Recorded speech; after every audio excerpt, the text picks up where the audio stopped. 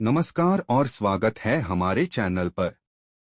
आज हम आपके साथ एक चौंकाने वाली घटना की कहानी शेयर करने जा रहे हैं।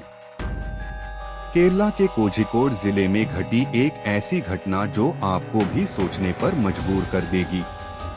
तो आइए शुरू करते हैं। केरला के कोझिकोड जिले में एक चौंकाने वाली घटना घटी। ये एक चौंकाने वाली घटना है जो हमें ये याद दिलाती है कि कुछ लोगों की सच्चाई कितनी भयंकर हो सकती है। ये वीडियो केरला के कोझिकोड जिले में घटी एक चौंकाने वाली घटना की कहानी बताता है। कोझिकोड जिले के कूड़ाथाई गांव के निवासी जॉली जोसेफ ने एक दशक से भी अधिक समय में अपने परिवार के 6 सदस्यों, जिनमें एक 2 वर्षीय बच्चा भी शामिल है, उनकी हत्या की साजिश रचने की बात कबूल की है। मोहम्मद नजीर इस त्रासदी के पीछे के भयावह तथ्यों को एक साथ जोड़ते हैं।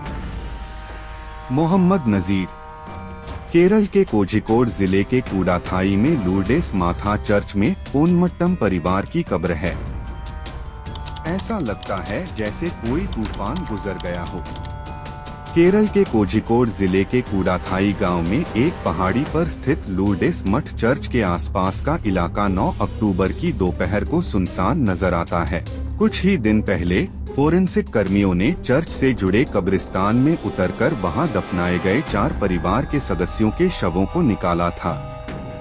यह काम पोनमट्टम थारवडू परिवार की 2 शाखाओं की 14 साल से अधिक समय से रहस्यमयी मौतों की जिला अपराध शाखा की जांच के हिस्से के रूप में किया गया था। पुलिस हिरासत में मौजूद 47 वर्षीय जॉली जोसेफ अपने 40 वर्षीय पति रॉय थॉमस की हत्या के मामले में मुख्य संदिग्ध है। लेकिन एक खौफनाक कबूलनामे में जॉली ने कहा है कि उसने न केवल रॉय की हत्या की साजिश रची और उसे अंजाम दिया, बल्कि 5 अन्य लोगों की भी हत्या की। उसके ससुर टॉम थॉमस और उसकी सास अन्नम्मा थॉमस, अन्नम्मा का भाई मैथ्यू मंचादियल, उसके दूसरे पति शाजू जखारियास की पहली पत्नी सिली और शाजू और सिली की 2 साल की बेटी अल्फाइन। इस मामले ने शांत शहर को हिलाकर रख दिया और अचानक यह पूरे देश में चर्चा में आ गया। जिस कब्रिस्तान में 4 शवों को निकाला गया वह इस त्रासदी की गवाही देता है। लगभग 3 दर्जन पारिवारिक कब्रों में से एक पर लगे ग्रेनाइट पट्टिका पर लिखा है कि यह एक भयानक रोल कॉल की तरह है। एक अन्य कब्र पर मैथ्यू एमएम का शिलालेख है, जिनकी मृत्यु 24 फरवरी 2014 को हुई थी। अल्फाइन, जिनकी मृत्यु 3 मई 2014 को हुई थी, और उनकी मां सिली, जिनकी मृत्यु 11 जनवरी 2016 को हुई थी। उन सभी को कोडंचेरी के सेंट मैरी चर्च के कब्रिस्तान में दफनाया गया है। उनके शव भी 4 अक्टूबर को खोदकर निकाले गए। 1950 और 60 के दशक में रॉय थॉमस और शाजू जखारिया के परिवार कोझिकोड जिले के पूर्वी हिस्सों में बस गए थे। रॉय और शाजू के दादा दादी उन लाखों ईसाई प्रवासियों में से थे जो राज्य के दक्षिणी और मध्य भागों से पलायन कर केरल के उत्तरी मालाबार क्षेत्र में पश्चिमी घाट के पश्चिमी किनारे की तलहटी के पास बस गए थे। उन्होंने मुख्य रूप से रबर की खेती के लिए जमीन जोती। रॉय कोझिकोड शहर से लगभग 40 किलोमीटर दूर कूड़ाथाई में बसी शाखा से थे। शाजू पोनमट्टम शाखा से हैं, जो लगभग 10 किलोमीटर पूर्व में स्थित कोडांचेरी के पास एक गांव पुलिक्कयम में बसे हैं। कूड़ाथाई में वह घर जहां रॉय, उनके भाई रोजो और उनकी बहन रेंजी और उनके छोटे बेटे 20 वर्षीय जो शिमला में होटल मैनेजमेंट की पढ़ाई कर रहे थे, और शिक्षक शाजू कोडंचेरी के पास अपने माता पिता के घर में रहते हैं। शाजू थका हुआ दिखता है। उसने पिछले कुछ दिनों से कोझिकोड शहर के उत्तर में स्थित पयोली कस्बे में जिला अपराध शाखा के कार्यालय के चक्कर लगाए थे। परिवार पर अजीबोगरीब त्रासदी के बारे में उससे कई घंटों तक पूछताछ की गई। उसने जॉली द्वारा किए गए अपराधों के बारे में कुछ भी जानने से इनकार किया। शाजू कहता है, सिली की मौत के 2 महीने बाद जॉली ने मुझे फोन किया और शादी करने का प्रस्ताव रखा, लेकिन मैंने जोर देकर कहा कि मैं सिली की पहली पुण्यतिथि के बाद ही उससे शादी करूंगा। फिर उसे एहसास हुआ कि उसने कितनी अच्छी तरह से काम किया। कुछ भी ऐसा नहीं छोड़ा जिससे उसका झूठ सामने आ सके। अगर उसे अभी गिरफ्तार नहीं किया गया होता तो मैं उसका अगला शिकार होता। इस बीच मामले के प्रमुख संदिग्धों से पूछताछ के बाद जांच दल ने मामले की एक रूपरेखा तैयार की और उनका मानना यह था कि यह भयानक विवरण भी संभवतः की पूरी कहानी नहीं बताता। पुलिस का कहना है कि अगर जॉली और उसके 2 संदिग्ध साथियों को 2 महीने पहले जिला पुलिस प्रमुख कोझिकोड ग्रामीण केजी साइमन द्वारा रॉय के भाई रोजो थॉमस जो अमेरिका में रहते हैं और उनकी बहन रेंजी जो मध्य केरल में रहती हैं, उनकी शिकायत मिलने के बाद गिरफ्तार नहीं किया गया होता तो परिवार में और मौतें हो सकती थीं।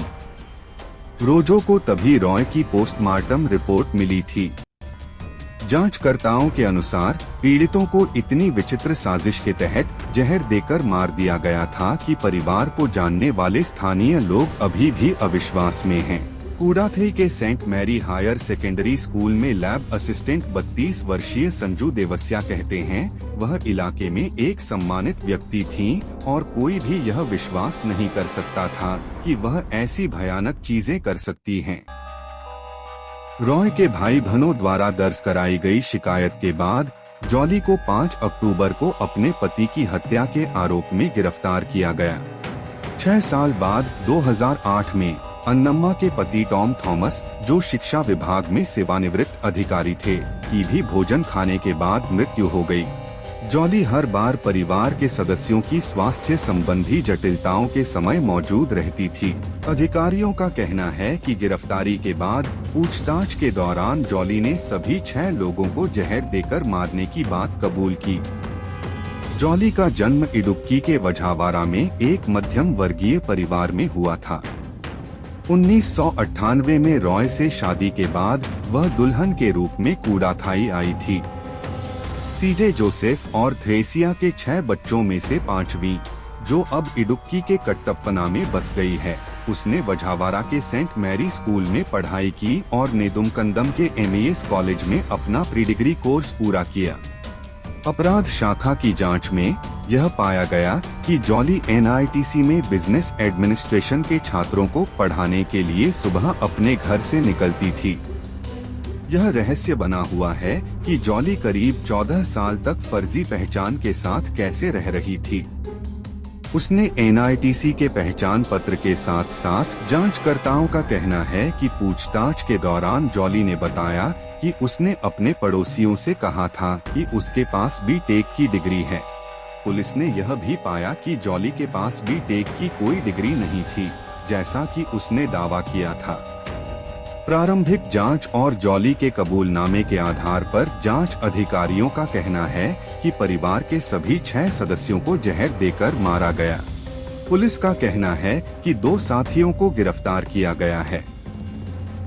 उनमें से एक प्राजी कुमार है, जो एक सुनार है, जिसने सोने की प्रोसेसिंग के उद्देश्य से अवैध रूप से साइनाइड अपने पास रखा था।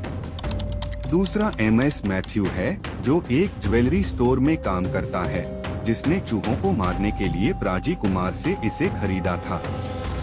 साइमन का कहना है कि इस सुनियोजित हत्या के पीछे पैसा ही मकसद था। जॉली ने अन्नम्मा को मार डाला क्योंकि वह ही परिवार के कामों को चलाती थी और उसके वित्त का प्रबंधन करती थी। फिर उसने टॉम थॉमस की संपत्ति को हस्तांतरित करने के लिए वसीयत हासिल करने के बाद उसे मार डाला। जब वह वसीयत कानूनी रूप से अमान्य पाई गई, तो उसने कानूनी आवश्यकताओं को पूरा करने वाली एक नकली वसीयत तैयार की।